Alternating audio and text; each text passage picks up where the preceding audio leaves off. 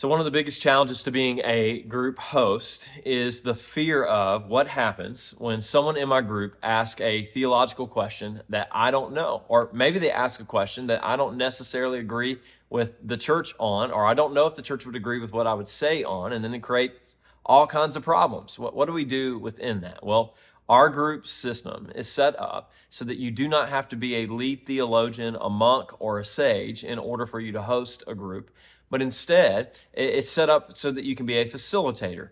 So we're asking you not to be the lead theologian, not to be a Sunday school teacher, not to be the one that speaks 50 out of the 60 minutes that your group gathers together, but instead, create a space, start a conversation, and sit back and let it happen. Some questions may come up that get answers from people in your group that make you cringe.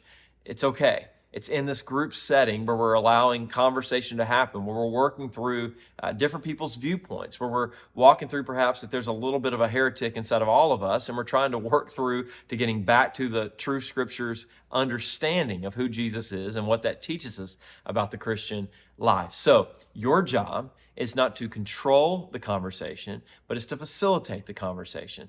Ask questions and allow people to bring up answers that may not be helpful. Whenever someone hijacks the conversation, it's your job to tactfully and graciously shift it back to the point of the conversation that you were having.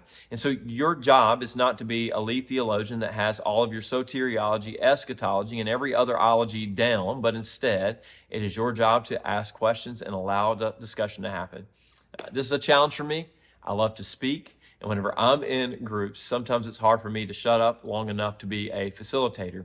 But one of my favorite things that will happen from time to time in group is conversation begins to happen and people are feeding off of each other and asking questions and bringing up different ideas and questions that they have about their faith, and they're answering them amongst the group. And it's in that moment where I get to sit back and know, man, this is a holy, sacred moment. God's working in the questions and in the answers of this group as we're growing in our faith together. So, when it comes down to it, don't be a lead theologian in your group.